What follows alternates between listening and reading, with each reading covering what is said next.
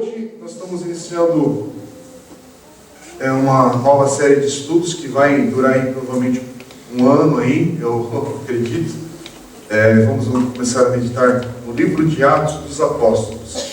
Nós vamos meditar em 2 versículos apenas hoje. Eu queria ler com os irmãos Atos, capítulo 1, versículo 1 e 2.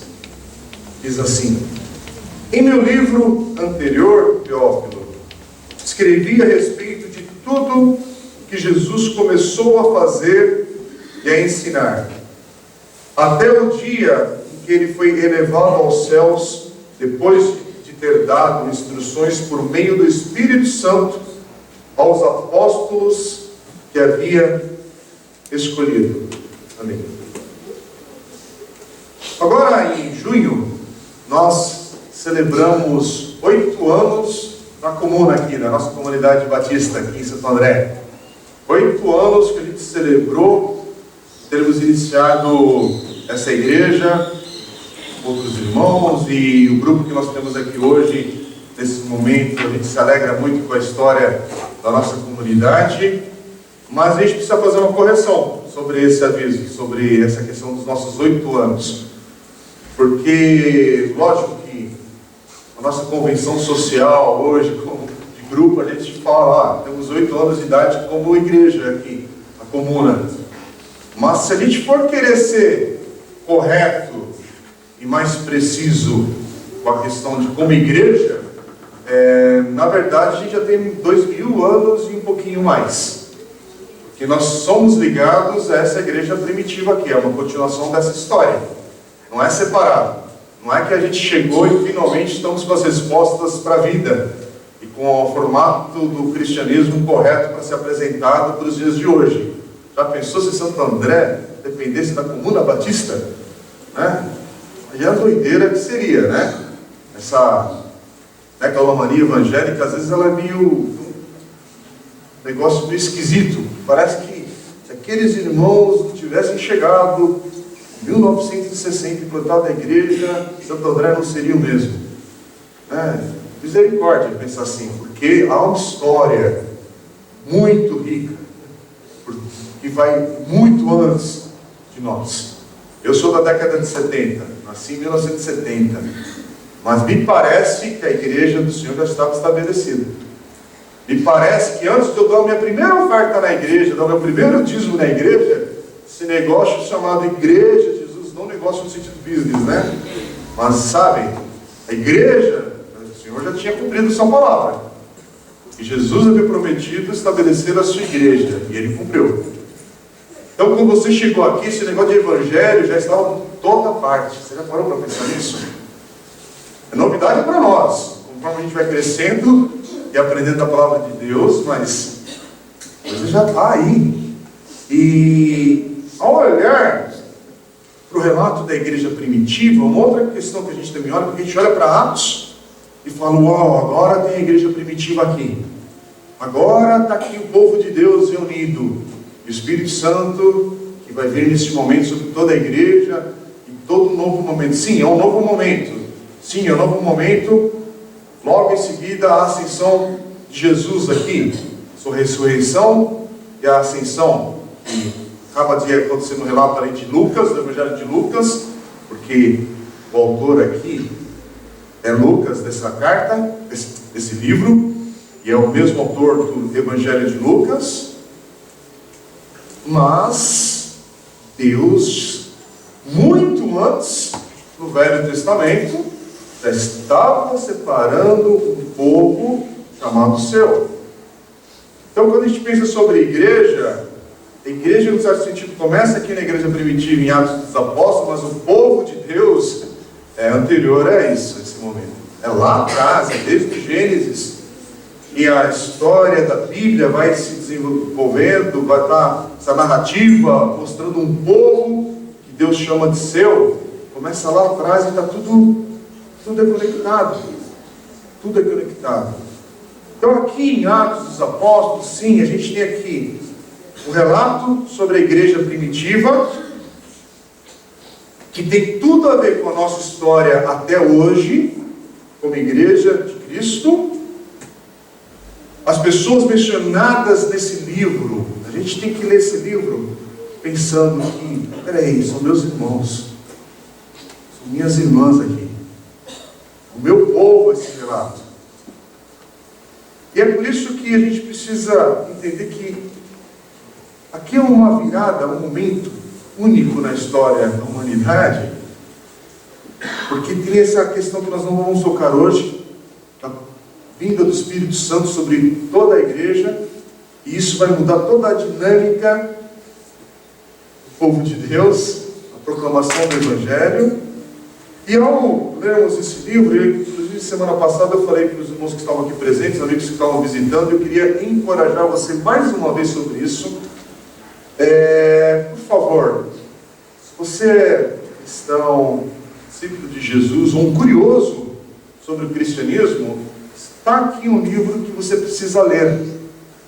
Está aqui um livro que você não apenas vai ler uma vez, é um livro que você sempre volta e relê, tão rico que é, mas você precisa aprender a história desse livro. É lógico que não faz sentido você ler a história desse livro se você também ainda não leu um dos evangelhos. Então é importante você ler um dos evangelhos. E eu queria te dar a sugestão para você tomar coragem e ler o Evangelho de Lucas, se você ainda não leu, para ter a perspectiva do mesmo autor, na sequência desse livro aqui. E até comentei com alguns irmãos, estamos no início de um mês de agosto, os primeiros dias, são 28 capítulos. Se você tem uma dificuldade com a leitura e tal, comece a ler um capítulo por dia. Dentro do mês de agosto você vai finalizar a leitura de Atos. Isso vai te ajudar a acompanhar as mensagens e aquilo que a gente vai estar compartilhando nesse ano que começa hoje de estudos nesse rico livro da Bíblia. Aqui é um momento, novamente, eu queria enfatizar essa questão da história, porque se você é adulto, provavelmente você passou por uma escola e aprendeu história do Brasil. Se você está com filhos pequenos na escola também agora, você está acompanhando isso novamente dentro de casa, mas aqui acredito que a maioria estudou história do Brasil, e você sabe qual que é a importância de aprender história e ensiná-la ao mesmo tempo, né? Você vai aprendendo, vai compartilhando, vai ensinando os mais novos, mas você vê que precisa também aprender não só a história do Brasil, você precisa aprender um pouquinho, pelo menos, não tudo, é impossível, mas ter uma noção geral da história do mundo. História antiga, história moderna, história contemporânea, mas você precisa de alguma maneira pegar alguns livros e rever, inclusive, algumas dessas histórias, e é um aprendizado constante.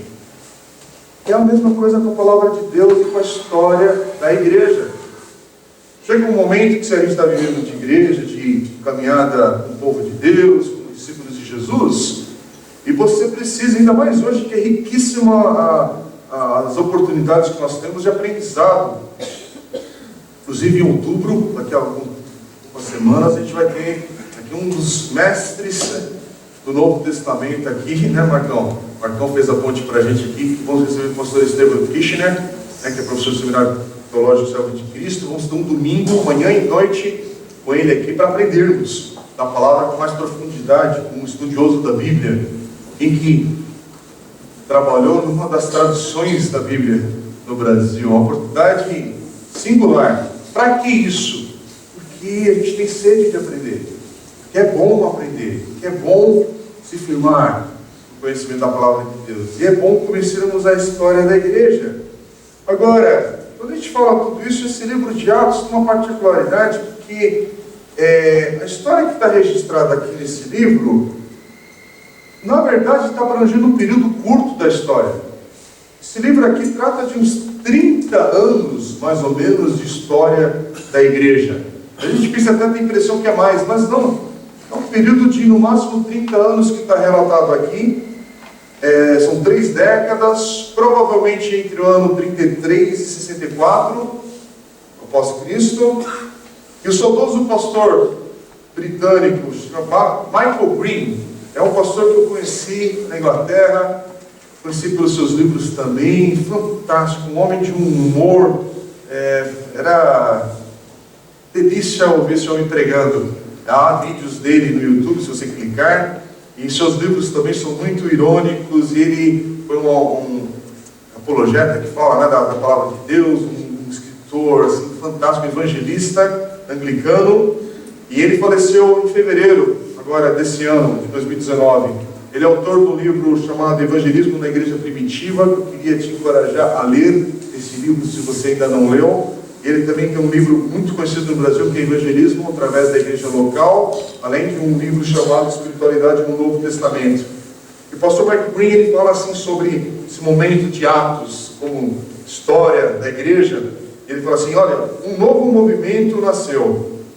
Nesses 30 anos, alcançou um crescimento suficiente e credibilidade para se tornar a maior religião que o mundo já viu e mudar a vida de milhares de milhões de pessoas. Se espalhou em cada esquina do globo e tem tido um impacto permanente na civilização, na cultura, na educação, na medicina, na liberdade e com certeza na vida de inúmeras pessoas em todo o mundo. E a sementeira para tudo isso. O momento que isso tomou uma rota decisiva foram durante essas 3 décadas. Tudo começou com uma dezena de homens e um punhado de mulheres. Então veio o Espírito. Bonita essa ideia. Que não é apenas uma questão de homens e mulheres aqui reunidos. É um Espírito sobre esses homens, sobre essa igreja. Agora, uma pergunta que a gente pode ter para o nosso coração hoje. Estamos iniciando a leitura de um livro que relata 30 anos de história do povo de Deus. Você já parou para pensar o que Deus pode fazer hoje por meio de um grupo local de crentes do Senhor, de cristãos, discípulos de Jesus, por um mesmo período de tempo?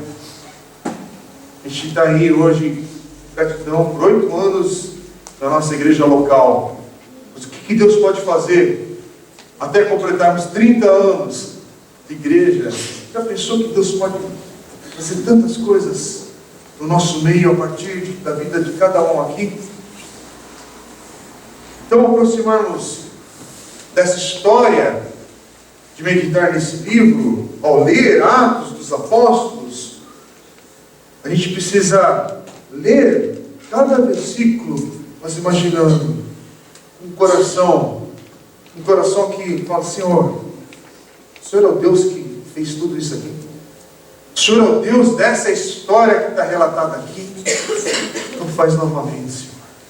Faz novamente na minha vida. Faz novamente na nossa igreja. Faz novamente na nossa nação.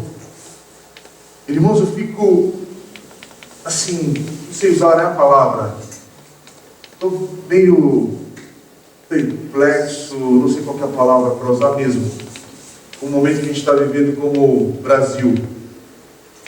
Porque a gente está vivendo um momento de uma oportunidade de mudança na nossa nação, de muitos escândalos que não param. A criatividade brasileira para promover escândalos é um por semana, de corrupção, de desvios e de situações que vão surgindo.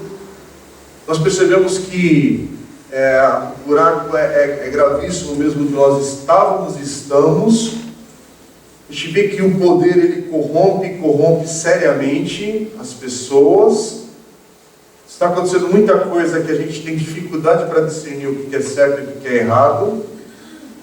A mídia que a gente tem hoje, não é hoje, 2019 apenas, hoje, os últimos ciclos de décadas que vem, você percebe como é corrompido os meios de informação. E hoje com o Facebook, aí você tem verdade, mentira, coisas distorcidas, editadas.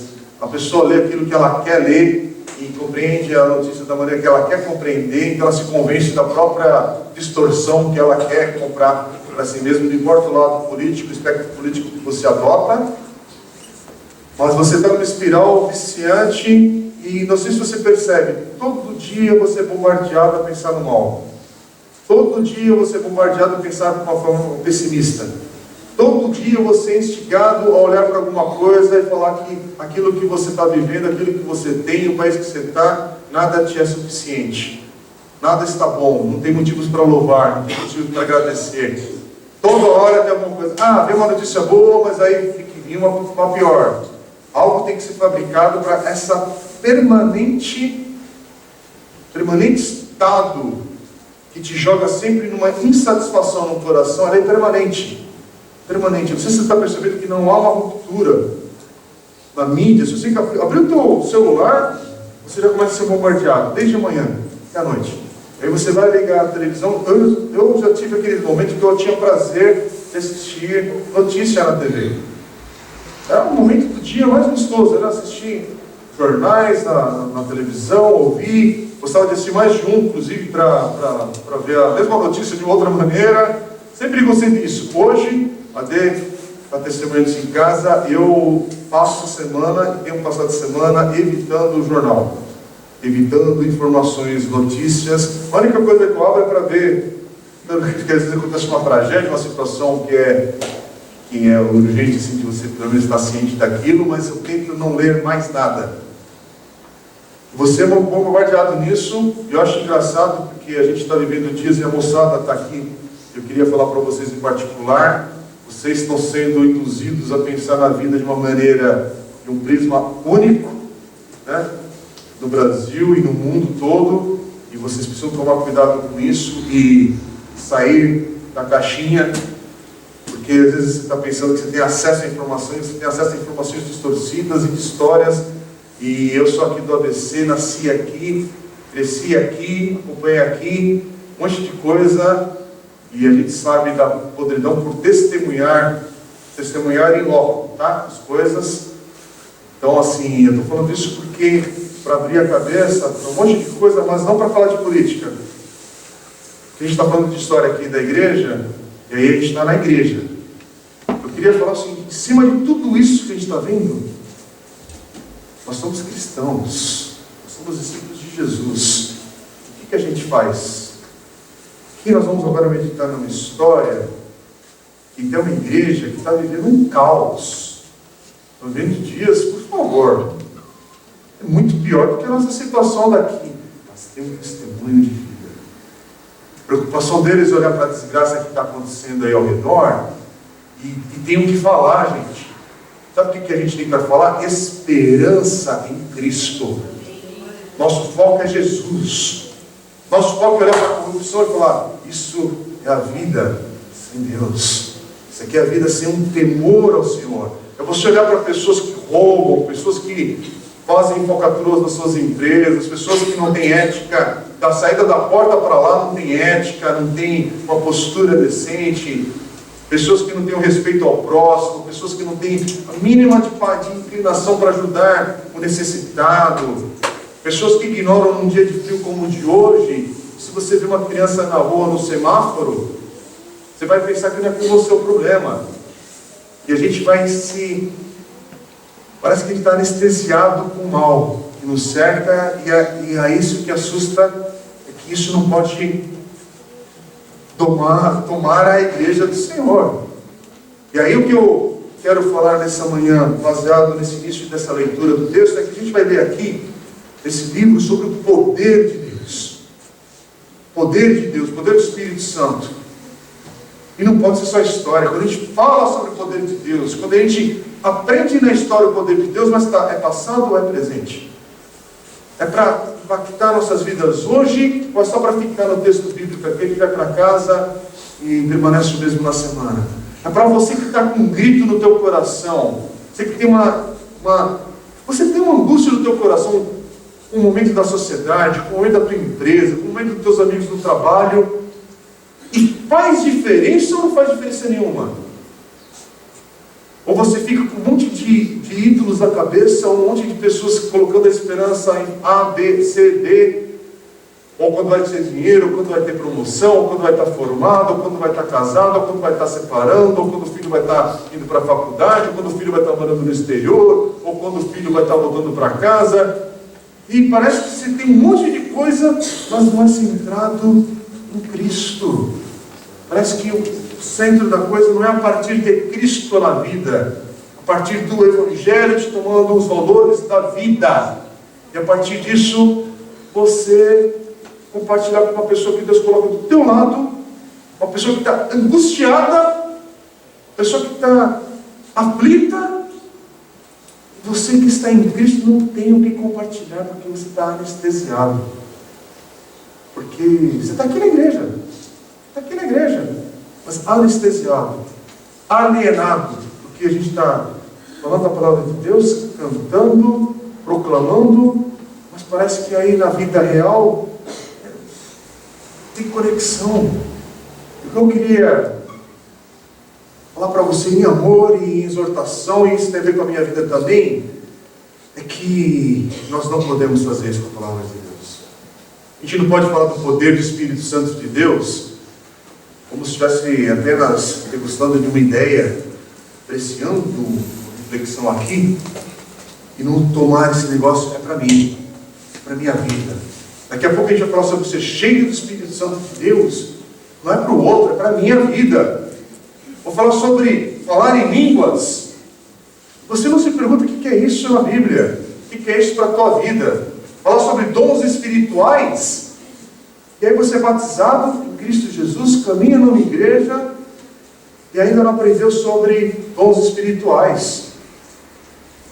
Você não sabe que você é capacitado pelo Senhor para desenvolver a tua vida, para crescer, para compartilhar esse fruto na tua vida, porque a tua vida seja frutífera, como eu preguei semana passada. Entender a responsabilidade que a gente tem com a nossa vida, porque a nossa vida é essa semente linda, que pode dar fruto, mas também pode ser estéril. E aí, de novo, estamos aqui meditando em Atos dos Apóstolos. Sim, história da igreja primitiva, mas é mais do que isso. Aqui a gente está vendo a missão da igreja, a essência da igreja. E aí, ao ler esse livro, não dá para ficar só no blá blá blá. Esse livro, a gente lê lembrando, peraí, existe conexão com aquilo que a Bíblia já falou, que nós chamamos hoje de Velho Testamento. Por isso que, moçada, chega uma hora e pessoas novas na fé, ou pessoas que estão aqui já há mais tempo na igreja, adultos já, o Novo Testamento dá um pouquinho mais de trabalho para aprender, para ler. Mas é fundamental aprender. Estou falando que você tem que virar um PhD de Bíblia, mas é fundamental você passar pela palavra e começar a conhecer. Por quê? Porque tem conexão com essa parte agora que nós estamos. Tem conexão com o Novo Testamento. Então a gente lê o Atos do Apóstolo com todo do Novo Testamento.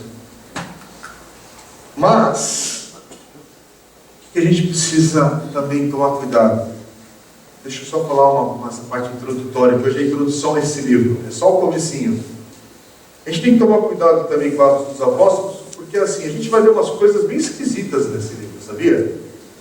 A gente vai ler algumas citações que Lucas vai fazer, porque você tem que lembrar que Lucas, ele, de certa maneira, ele tem uma abordagem aqui histórica, como historiador falando das coisas. Então ele narra em detalhes os eventos. Ele narra muita coisa com muita minuciosidade. E aí a questão que ao ler esses detalhes, você não vai conseguir aplicar na tua vida. Por exemplo, imagina você ler a respeito que os lenços do apóstolo Paulo curavam. Você não pode ter uma ideia mirabolante e falar assim, então agora a gente vai começar o ministério de lenços na igreja, né? Os lenços de Cristo, né? Parece besteira, irmãos? Tem gente vendendo vassoura do Senhor aí e o pessoal compra, né? Haja criatividade, né? Que eu também não sou muito bom de criatividade assim para inventar um culto novo. Mas tem umas coisas que está aqui no texto bíblico que vai estar licitado. Você fala, como é que é esse negócio aqui? Não sei, não adianta ficar especulando, não sei.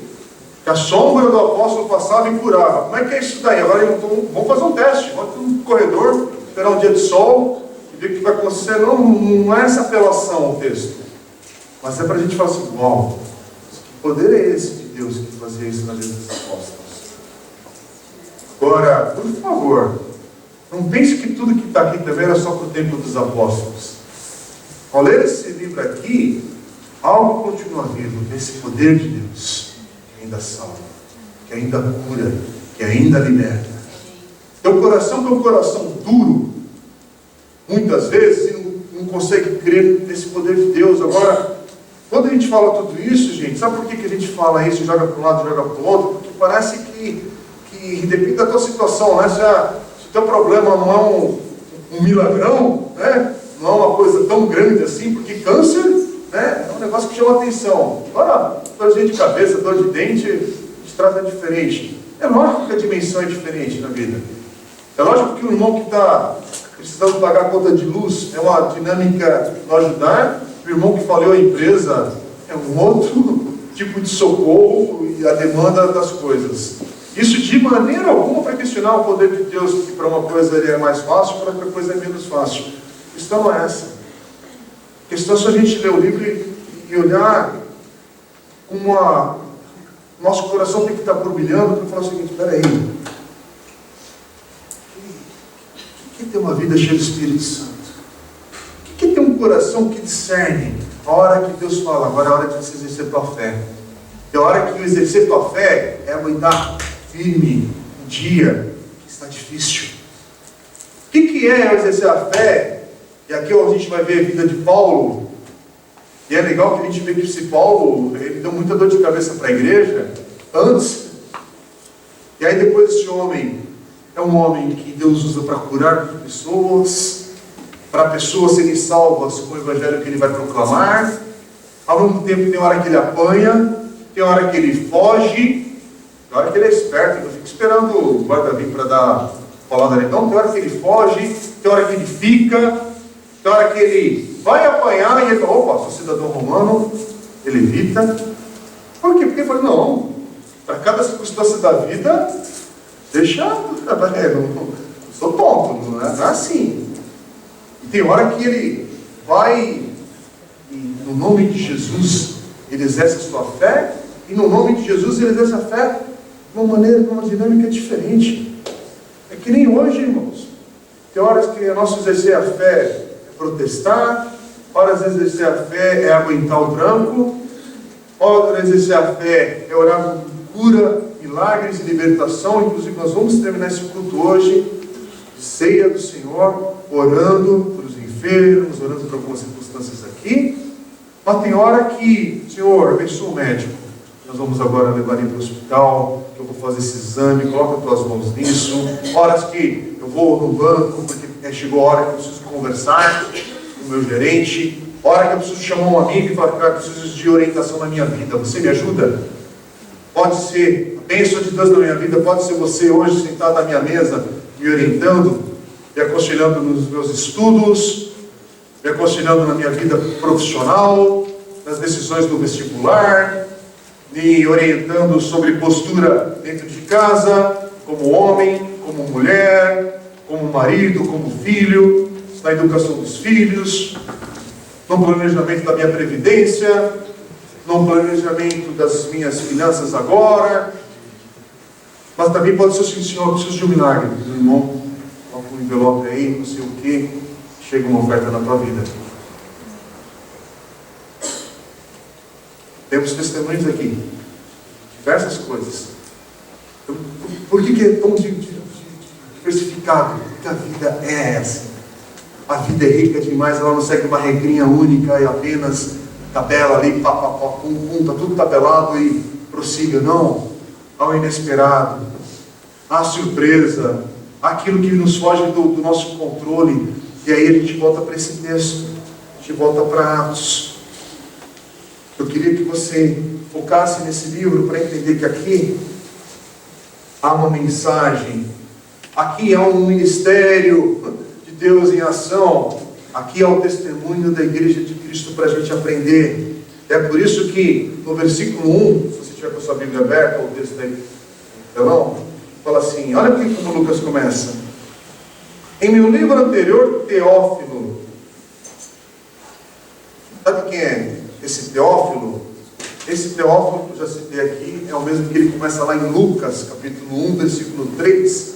E ali, é interessante que ele trata esse Teófilo de excelentíssimo, por causa desse termo que algumas pessoas estudiosas da Bíblia acreditam que esse Teófilo provavelmente era um oficial romano, alguém de autoridade. E tanto em Lucas, no Evangelho de Lucas, no seu Evangelho e aqui, aliás, essa palavra ele vai usar no seu Evangelho, Lucas vai dizer que ele escreve para estabelecer certezas, para falar das certezas. Que certezas são essas? Certezas para fortalecer a fé desse Teófilo. Provavelmente era alguém novo na fé cristã, estava descobrindo o Evangelho, aprendendo. Teófilo está escrevendo para ele, o segundo volume agora da sua obra. Lucas, que era médico, como é que a gente sabe que era médico? Porque Paulo trata assim Lucas em Colossenses capítulo 4, versículo 14.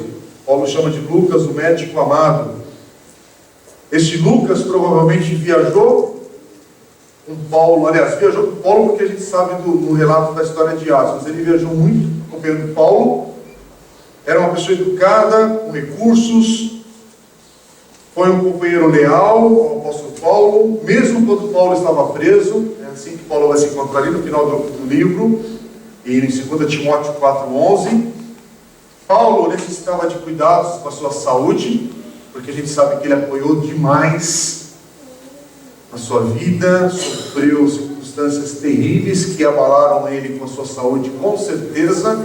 E que companhia ideal é ter Lucas do seu lado.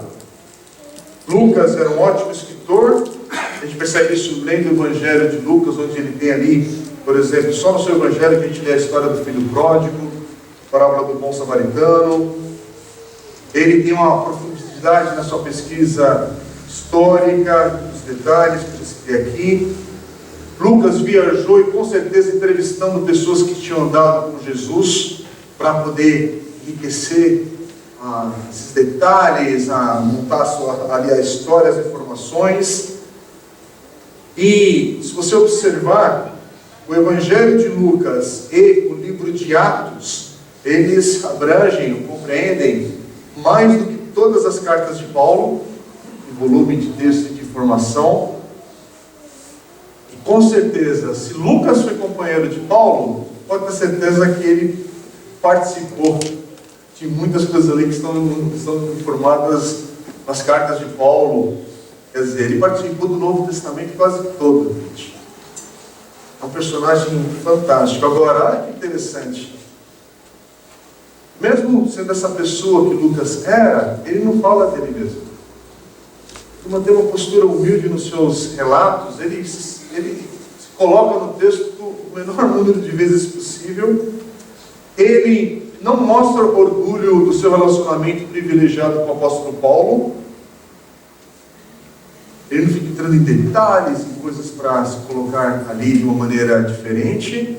Mas ao invés disso, tanto no Evangelho de Lucas, agora em Atos, a gente percebe a sua paixão pelo Evangelho, sua sensibilidade com os marginalizados, com os necessitados, sua preocupação com os gentios. E tudo isso reflete, a gente vê ali na igreja em Antioquia, em Atos capítulo 11, e não por causa dos relatos do Novo Testamento ou do livro de Atos, mas em outros documentos, alguns sugerem que Lucas é original, a cidade natal de Lucas é Antioquia. Mas tudo isso, gente, a gente está citando e falando, a gente está aqui combinando juntos, para lembrar que o cristianismo, ele não é construído sobre uma especulação humana. Não é a imaginação de uma pessoa, de alguém. Mas o cristianismo, a fé cristã, baseada numa revelação histórica, uma revelação de Deus para o homem.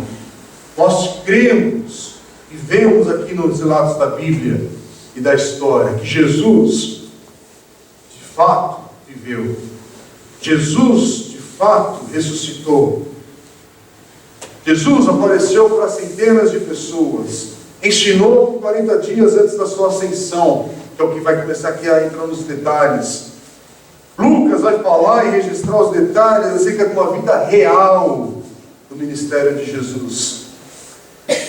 Assim como falando desse início ali dos primeiros anos da igreja primitiva. E a diferença que eu queria dizer para você que é novo na fé, ou para você que tem perguntas sobre a fé cristã, você talvez é ateu, talvez você está aqui por amizade com alguém, ou veio tratar com a gente e é bem-vindo. Eu queria te provocar no bom sentido com essa questão, porque o mundo ele não precisa comprovar a historicidade sobre Buda para ver o budismo, mas o cristianismo precisa de Cristo. Precisa que Cristo de fato seja de fato verdadeiro.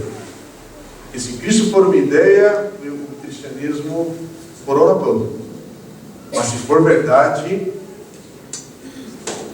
isso implica radicalmente nas nossas vidas. O que eu quero te falar é que quando você está com questões da tua fé, com perguntas ou com dúvidas, não tenha medo de expressá-las, de fazê-las. É lógico que é o ambiente correto para isso também. Mas você não precisa ter medo. Eu estou com perguntas. Olha, estou com questões aqui que eu não sei como responder. Estou encucado com tal conceito, com tal... Não, amigo, vamos lá. Porque se o Evangelho for a verdade, eu já usei diversas vezes essa expressão e hoje é mais uma vez que eu falo. Se for a verdade, a palavra de Deus vai aguentar esse diálogo, esse debate, ou a palavra que você quiser colocar. Se for mentira, tudo desmorona. Mas se for verdade, ela permanece. Se for verdade, ela se sustenta. E é isso que a gente vai ver agora, nesse livro de Atos. São fatos históricos. E a história, mesmo que inclusive hoje, se você for viajar pelo mundo antigo ali, há ruínas, há dados, gente, há muito mais coisas históricas para afirmar sobre Jesus Cristo do que qualquer outro personagem que você possa imaginar da história da humanidade. O número de documentos, o número de provas históricas, não tem como outras histórias se sustentarem com a mesma forma como muita gente quer questionar o cristianismo sobre Jesus. Eu não vou entrar em detalhes aqui sobre isso, mas talvez você é um desses teófilos hoje que precisa de certezas, precisa de se aprofundar nos conceitos da fé e da tradição cristã, enfim. Esse livro é para você. Esse Evangelho é para você. Eu quero te encorajar. Está com dúvida? Leia. Está com dúvida? Gaste tempo. Porque pode ser um divisor de águas, será na tua vida, na tua história.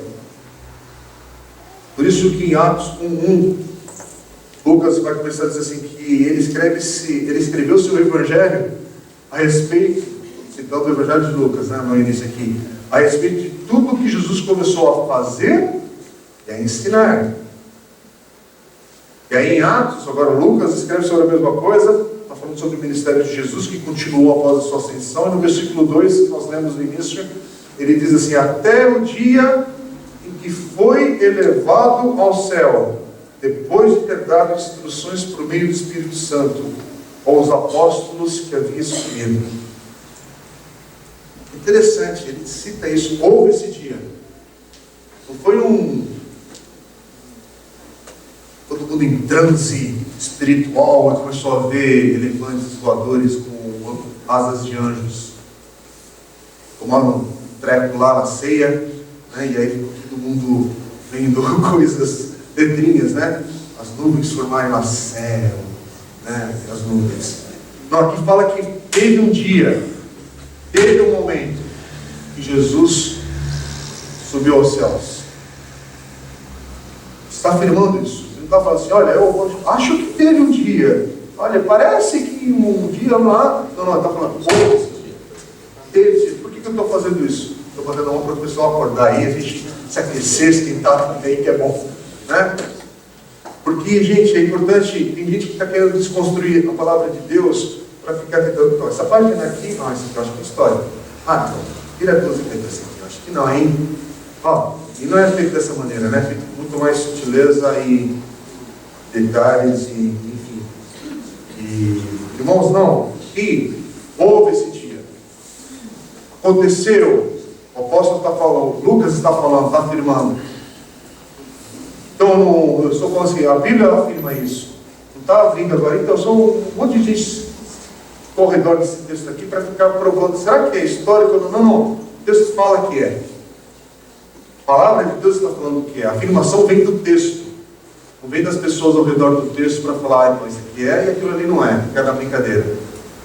Não, o texto está afirmando isso. Está falando e apontando para isso. E os apóstolos da igreja ali naquele início continuam afirmando isso. Não tem nenhum tratado para falar, então. Não foi bem assim não, gente. Aquele dia lá. Não. Houve essa ascensão. Agora, deixa eu só, para a gente partir para uma reta final aqui, iremos para o momento que nós celebramos a ceia do Senhor. Por que eu estou batendo hoje muito nessa questão histórica, nessa questão que nós precisamos ter cuidado do texto bíblico, sua aplicação e tudo mais? Porque Atos tem uma conotação também, uma motivação que Lucas escreve, ela é política, não partidária, é política. Né? É lógico que ele está escrevendo isso aqui preocupado com a maneira como que Roma está lidando com a igreja, com os cristãos nesse início. Ele está preocupado porque Roma está pensando que o cristianismo ou a igreja que está surgindo ali pode ser uma ameaça a eles, militar. Pode ser uma ameaça à sociedade do seu tempo. E aí, é interessante que Lucas vai citar no seu livro que nós não somos ameaça militar nenhuma, a gente não vai pegar em armas, não é isso. Inclusive, tem oficiais romanos se convertendo. Tem oficiais romanos que estão se tornando cristãos e a gente está com eles. Estamos juntos, não estamos fazendo nenhuma bagunça por causa disso. Então, Lucas quer mostrar também com esse texto, com esse livro, peraí, os cristãos, o que a gente está fazendo é algo legal, nós somos inocentes, não estamos fazendo nenhuma grande conspiração aqui não, e vocês podem examinar o ensino e a conduta de Jesus e dos apóstolos e vai ver que eles não estavam fora da lei. Então há uma ideia aqui por trás do livro também de provar com essa história, com esse relato, que o cristianismo era algo que poderia ser lícito, sim, que não era uma nova religião para surgir no seu tempo, mas era um cumprimento ao judaísmo. Então ele vai colocar as ligações com a história de Israel. Só que, claro que uma motivação de Lucas também tem uma ênfase evangelística. Sabe como é que a gente percebe isso? Porque ele não apenas fala sobre as boas novas e o poder do Evangelho de Cristo, mas ele inclui diversas vezes no seu relato sermões. Lógico que não está palavra por palavra ali, mas ali está a essência do sermão, que é pregado, que é falado. E ele fala isso em 1/4 do seu livro. O texto aqui, ele repete sermões. E a oportunidade, ele volta de novo e começa a mostrar ligações dos textos do Velho Testamento para se cumprir em Jesus. É lógico que ele quer ganhar seus leitores para Cristo. Por isso que ele mostra uma centralidade, ele destaca essa centralidade que há no seu texto ali sobre proclamar, para anunciar que Jesus veio, Jesus morreu, Jesus ressuscitou, e ele ascendeu. Um dia voltará para buscar a sua igreja. Aliás, é isso que nós vamos fazer com a mesa agora da ceia do Senhor. O que Lucas está fazendo no seu livro de Atos é mostrar que o crescimento desta igreja, que vai crescer, que vai explodir, o crescimento desse cristianismo é por meio da proclamação do Evangelho, no poder do Espírito Santo. Não é nas escolas, nas academias, nas faculdades dos seus dias. É isso na vida das pessoas. Esse Evangelho, essa mensagem, encontrando ressonância no coração das pessoas e mudança, transformação. Gente, eu quero parar por aqui hoje.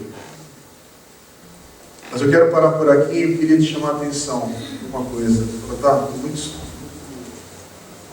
histórico hoje, eu vou falar no contexto desse livro, mas é porque é necessário. Porque eu queria te dizer essa manhã, a gente vai orar agora por isso, que nós estamos fazendo aqui hoje de manhã, gente, de novo, esse encontro dominical nosso, os nossos vínculos no dia a dia da semana como igreja de Cristo Jesus, não é porque alguém em algum momento teve uma ideia de organizar uma igreja batista, uma igreja da Assembleia de Deus, a igreja A, B ou C. Não é isso. Há uma história muito mais rica que nos alcança, que a gente faz parte, que você faz parte, que você tem responsabilidade, se você pertence a essa igreja. Ou se você está aqui ouvindo sobre a fé em Cristo Jesus, nós afirmamos que esse Jesus veio por cada um de nós. E o homem estava com o seu relacionamento com Deus rompido. Cada um de nós aqui não teríamos acesso a Deus, à presença de Deus, se não fosse pela graça e misericórdia de Jesus, dele ter vindo morrer por mim e por você, cumprindo, sendo a justificação para cada um de nós, sendo o cumprimento das exigências de Deus para a humanidade, pela gravidade do que é o pecado, do que é estarmos rompidos nesse relacionamento com Deus. Irmãos, não pode ter um ajuntamento da igreja de Jesus, o Evangelho não seja afirmado, proclamado, compreendido. Não pode ter encontro de pequeno grupo, falando da lei do amor de Deus, onde Jesus não seja o foco. Não pode ter encontro dos ministérios da igreja, os preparativos que a gente faz aqui, se a gente lembrar que tudo que a gente faz aqui tem um foco que é lembrar o nosso coração. Senhor, obrigado, o Senhor veio, o Senhor morreu, o Senhor ressuscitou, o Senhor ascendeu, que o Senhor vai voltar. É nisso que está a minha esperança. Por que a gente tem que fechar esse negócio? Porque o teu coração hoje pode estar, eu não sei em que momento da vida que está. Como eu falei aqui, volto a repetir, a vida é rica demais para eu definir que hoje o teu momento é de alegria, o teu momento é de tristeza, o teu momento é isso, aquilo outro. Eu não sei qual momento que você está, mas tudo que você está vivendo tem a ver com algo maior, que é estar centrado em Jesus. Porque não é a Bíblia que está girando ao teu redor. Não é a gente fazer a igreja viver em cima do teu problema, da tua aflição e da tua dor. Porque às vezes a gente exalta o homem de tal maneira no nosso meio, traz os nossos problemas de tal maneira central no nosso culto, na nossa adoração comunitária, que parece que, peraí, alguma coisa que está invertida na ordem. Não, eu chego como estou, coloco a minha vida aqui na presença de Deus, como eu estou. Se eu estou no carro, se eu estou firme. Se eu estou assim, eu estou assado, mas eu coloco a minha vida aqui como ela está. Eu falo, Senhor, apesar de mim, apesar de tudo isso, o foco é o Senhor. O foco é Cristo. O foco não é se o Senhor vai resolver o meu problema. Mas se o Senhor resolver o meu problema, glória a Deus. Se o Senhor atender ao meu clamor que eu chego aqui hoje, rasgando o meu coração, bendito seja o nome do Senhor. Mas apesar de tudo isso, continua afirmando, bendito seja o nome do Senhor. Rosana, Maranata, é assim que tem que ter o meu clamor, irmãos. Por que eu estou falando isso? Porque, de novo, a gente sabe um pouquinho das histórias de algumas pessoas aqui, e é tão diferente, tão maluco, é tão rico, é tão grande. Mas minha questão hoje, meu irmãozinho, minha irmãzinha querida, a gente vai celebrar a mesa do Senhor. Você veio preparado para isso?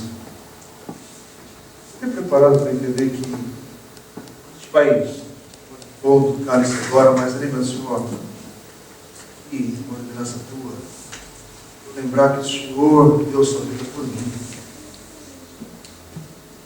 Eu queria que você, hoje, tivesse a oportunidade agora de orar, de colocar a tua vida diante do Senhor, que às vezes chega aqui, e eu queria abrir para isso mais uma vez. Você pode ter perguntas, você pode ter inculcações, você pode ter um monte de coisa, mas lembre-se que a vida, essa breve vida que nós temos aqui, está inserida nesse contexto maior de uma história muito maior que está em andamento, que você é convidado a participar, e que Deus veio em Cristo Jesus para te resgatar, te inserir isso tudo. Por isso que nosso coração, como é que o teu coração pode estar alegre quando está passando por tal e tal coisa? Como é que pode ter esperança quando está... Porque você aprende a olhar para Jesus por meio da sua palavra e o poder do seu Espírito Santo, e isso transforma a mente. Você vê a vida, você vê o teu problema, você vê o teu dia. Hoje é um dia, meus irmãos, a gente vai celebrar a ceia do Senhor. Eu queria pedir que Deus renove as lentes pelo como você está vendo todo dia chamado hoje. Eu peço que o Espírito Santo de Deus faça isso, porque não é colar um texto aqui para te convencer. O Espírito Santo trabalha no teu coração, nos teus valores hoje, mas que ao participar da mesa do Senhor, você participe com uma esperança renovada e transformada de tal maneira que fala: é o Senhor é digno, o Senhor é digno. Por isso que eu coloco minha vida aqui, porque o Senhor é digno. A vida é tão rica, tão grande, o Senhor é digno. Ah, Deus, quem sou eu? Quem sou eu? Às vezes lá no meu prédio nós temos 7 prédios no condomínio. Tem uma varanda que dá para ficar ali tomando café, tomando refeição. Eu gosto de... Ontem estava um dia friozinho gostoso, né? Estava tomando café de manhã, só aquele cafezinho preto, esquentando a mão assim, sabe? Você coloca a mão no café e ficava olhando o condomínio, gente. Aí fico falando assim: uau, tanta gente. Estou lá 2 anos só, eu sou um novo morador e tal, ali, começando a conhecer as pessoas agora. Tanta gente, é tanta história, é tanta necessidade, são tantas circunstâncias, e eu estou aqui, essa fraçãozinha. E é interessante que da sacada onde eu estou, eu só vejo uma face do prédio. É a face que está escondida. Eu não consigo nem contemplar. Eu fico pensando: Senhor, eu quero pensar que eu sou o cara inteligente, eu sou o cara expert na minha área, eu sou o cara não sei o quê, que eu tenho agora doutorado, que eu sei não sei das quantas, que eu tenho essa casa, que eu tenho não sei o quê, tal. Mas é tão rica a vida. São tantas circunstâncias que eu não conheço, que eu não sei nada. Sei nada. Esses dias mesmo, eu falei: se uma pessoa lá, chegou aquele ambulância lá para tirar a pessoa, morreu lá, idoso, eu não sei quem é. Não sei quem foi essa história. Não sei. Mas às vezes a gente, na nossa conversa da vida, parece que a gente tem uma arrogância presente tão esquisita, né? Então e aí a gente se aproxima para falar das coisas de Deus e da palavra de Deus e da sua história. Uma postura que, cada vez que eu tenho essa oportunidade de estou conversando esse estudo com vocês, a gente está junto nessa, eu falo assim: Senhor, aprender mais, aprender, tem coisa para aprender, sempre aprendendo. E quando eu chego diante do Senhor, não dá para ser arrogante, não dá para penalizar. Eu estou falando do Criador dos céus e da terra. Como é que eu me aproximo de Deus, gente? Se eu crer que Ele é o Criador dos céus e da terra, se eu estou servindo aquele que é o Criador dos céus e da terra, aquele que me criou, como é que eu chego chegar diante do Senhor, dobrar os joelhos, mostrar a face dos irmãos, virar para Cristo e falar: Senhor, apesar de mim, o Senhor morreu por mim. Apesar de mim. Ah, não, mas você está com o carro, precisando trocar de carro. Por favor, meu filho, estou falando de coisa mais séria. Apesar de mim, de quem eu sou, cara impecável, cara esquisito, cara limitado, o Senhor se preocupou comigo. E aí a gente está numa adoração comunitária. Sabe por que muitas vezes a gente vem aqui na nossa igreja, não falo de nós aqui, não quero falar do outro não, e o cara sai indiferente? Por mais que eu sou convicto que salvação é obra do Espírito Santo de Deus. Minha preocupação é: estamos proclamando o Evangelho? Então, tua preocupação com o discípulo de Cristo não é converter ninguém. Você tem que proclamar o Evangelho. A tua vida, os teus lábios, a tua palavra. Quem converte é Jesus. Por quê? Porque Paulo e os apóstolos aqui no Atos vão falar do Evangelho esse evangelho vai ser rejeitado. Mas eles falaram o evangelho. Agora, o problema é que muitas vezes as pessoas estão consumindo e elas não estão vendo o evangelho. Elas não estão vendo esse amor. Elas não estão vendo esse cuidado. Elas não estão vendo essa graça. E isso nós somos culpados. A graça está ausente na nossa vida, nos nossos relacionamentos. Quando a hospitalidade e a generosidade é só uma palavra fria. Quando isso acontece no nosso meio, nós estamos envergonhando o evangelho. Isso é muito grave. Isso tem acontecido na igreja brasileira. Isso tem acontecido na nossa comuna às vezes. Eu estou com um Big Brother vendo a vida de ninguém. Porque eu sei disso, porque eu sou culpado disso. E hoje eu me aproximar da mesa do Senhor e falei, Senhor, essa história é grande demais, Pai. E ainda assim o Senhor me convida a participar, então eu me aproximo. Coração temente ao Senhor. Coração com sede do Senhor.